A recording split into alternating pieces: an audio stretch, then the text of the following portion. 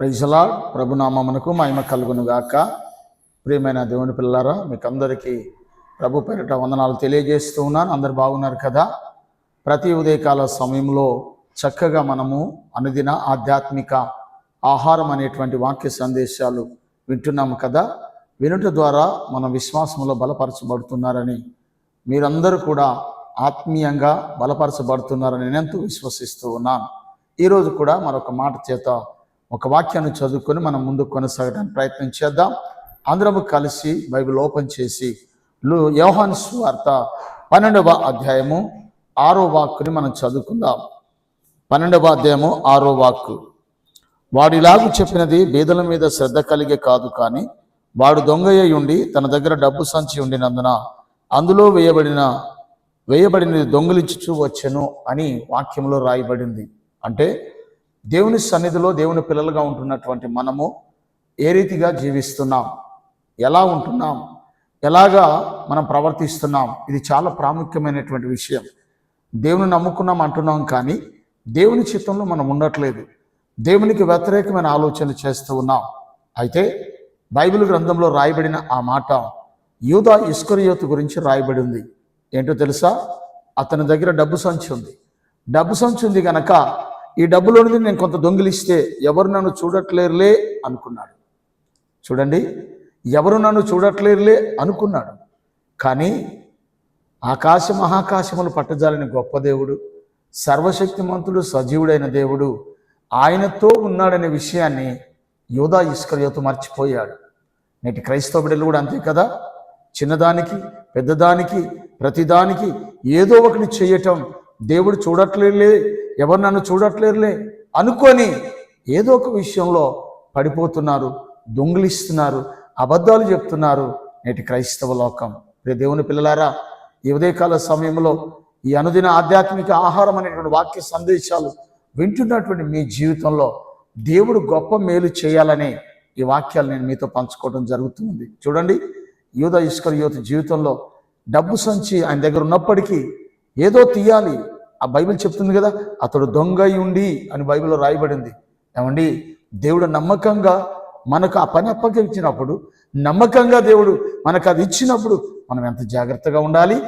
యూదా ఇస్కరియోతు అజాగ్రత్తతో ఉన్నాడు, దొంగగా ఉన్నాడు కనుకనే చూడండి, చివరికి ఏ డబ్బు అయితే దొంగలిచ్చాడు, ఏ డబ్బు కొరకైతే ప్రయాసపడ్డాడో అదే డబ్బు సంచి దగ్గర పెట్టుకొని ఆ డబ్బు కోసమే ఉరిపోసుకొని చచ్చిపోయినట్టుగా మనం బైబిల్లో చూస్తాం.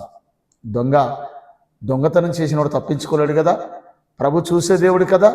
ఏ దొంగతనం చేసి ఏ డబ్బునైతే తీసుకున్నాడో అదే డబ్బు చేత ఉరిపోసుకొని చచ్చిపోయినట్టుగా మనం బైబిల్లో చూస్తాం. మరొక మాట చెప్పనా? బైబిల్ గ్రంథంలో రాయబడినటువంటి మాట ఏంటో తెలుసా? అబద్ధమాడాడు దావీదండి. దావీదు అబద్ధమాడాడు. ఏంటో తెలుసా? ఆయన దగ్గర ఉన్నటువంటి ఉరియాని ఎక్కడికో పంపించాడు, అబద్ధం చెప్పాడు, యుద్ధం జరుగుతుందని పంపించాడు. తన భార్యని అబద్ధం చెప్పి తన భార్యని అనుభవించినట్టుగా మనం బైబిల్లో చూస్తాం. దేవుడు చూడలేదా? ఆ అబద్ధాన్ని దేవుడు చూడలేదా? ఆ అబద్ధ మాటలు దేవుడు వినలేదా? చూడండి, ఎంత పాపం చేశాడో చూడండి. పెద్ద అబద్ధం ఆడి చూడండి తన భార్యను అనుభవించినట్టుగా మనం బైబిల్లో చూస్తాం. దేవుని నమ్మినటువంటి, దేవుని చిత్తంలో ఉన్నటువంటి వ్యక్తులు, భక్తులు అలా చేయొచ్చా? దావీదు వలె ఈరోజు అనేక మంది క్రైస్తవ బిడ్డలు కూడా మారుతున్నారు, మాట్లాడుతున్నారు. ఇది మనకు మంచిది కాదు. బిడ్డలారా, మనం యథార్థంగా ఉండాలి, దేవుని చిత్తంలో ఉండాలి, దేవుని కృపలో ఉండాలి, దేవుని కృపలో ఎదగాలి. మనం అబద్ధాలు మానేయాలి, దొంగతనాలు మానేయాలి, దొంగ మాటలు చెప్పడం మానేయాలి, యథార్థంగా మాట్లాడటం మనం నేర్చుకోవాలి. ఎప్పుడైతే అలాగుంటామో దేవుని చిత్తం మన పట్ల నెరవేర్చబడుద్ది. చూడండి, యూదా ఇస్కరియోతు అలా చేశాడు, దావీదు అలా చేశాడు. బైబిల్ గ్రంథంలో ఇంకొక ఆయన ఉంటాడు. ఆయన ఎవరు తెలుసా? సంసోను. చూడండి, ఎంత గొప్పవాడండి. అతను చేసినటువంటి ఆ పనుల ద్వారా, అతను చేసినటువంటి ఆ పనుల ద్వారా, అతను నడిచిన నడతల ద్వారా, ఆయన దేవునికి వ్యతిరేకంగా చేసినటువంటి ఆ పనుల ద్వారా చూడండి, కన్నులు గుడ్డి కన్నులుగా మార్చబడ్డాయి. కారణం ఏంటో తెలుసా? ఏది చూడకూడదని దేవుడు చెప్పాడు, దాన్నే చూశాడు. ఏది చేయకూడదని దేవుడు చెప్పాడు, దాన్నే చేశాడు. ఎలాగ ఉండకూడదని దేవుడు చెప్పాడు, అదే చేశాడు. చివరికి 2 కన్నులు పెరికివేయబడ్డాయి. చూడండి ఎంత ఘోరమైన పరిస్థితి.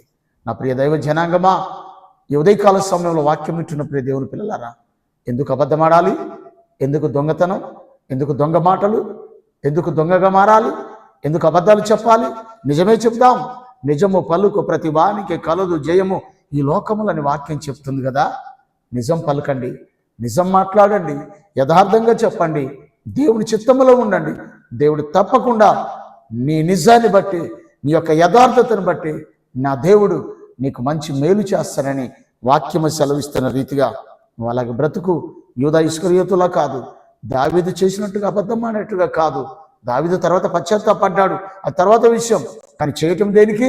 పశ్చాత్తాపడ్డాడు కాబట్టే దేవుడు క్షమించాడు, ఒక ఉన్నతమైన స్థితిని ఇచ్చాడు. చూడండి, సంసోను పశ్చాత్తాపడలేకపోయాడు, చనిపోయే పరిస్థితి వచ్చేసింది. అందుకని నేను అంటాను, మనం ఆశించకూడదు, అబద్ధాలు పలకకూడదు, యథార్థంగానే ఉండాలని వాక్యం చెప్తుంది. బైబిల్ గ్రంథంలో రాయబడిన ప్రతి మాట కూడా ఈనాటి క్రైస్తవ బిడ్డలైనటువంటి మన కొరకే. మనం మార్చబడాలి, మన ప్రవర్తన మంచిగా ఉండాలి, యథార్థమైనటువంటి భక్తి చేయాలి, అబద్ధాలు మానేయాలి, దొంగతనాలు మానేయాలి. దేవుని సన్నిధిలో నిత్యం ఆయన స్తుతిస్తూ ఘనపరుస్తూ ఆయన చిత్తంలో గనక మనం ఉండగలిగితే తప్పకుండా ప్రభువైన యేసయ్య నీ జీవితాన్ని, మన జీవితాలు, అందరి జీవితాలు మార్చగలడు. అద్భుతమైన కార్యాలు కుటుంబాల్లో చేయగలడు. ఆ రీతిగా మీ కుటుంబాల్లో కూడా దేవుడు గొప్ప మేలు చేయాలని, మీకున్నటువంటి ఆ పరిస్థితులను మార్చబడి, వ్యతిరేకతలని మార్చబడి దేవునికి అనుకూలంగా మీరు జీవించాలని మీ సేవకుడిగా మనసారా కోరుకుంటున్నాను. ఈ మాటలు దేవుడు దీవించునుగాక. ప్రభు మిమ్మల్ని నిండారులుగా ఆశీర్వదించునుగాక. God bless you. దేవుడు మిమ్మల్ని దీవించుగాక.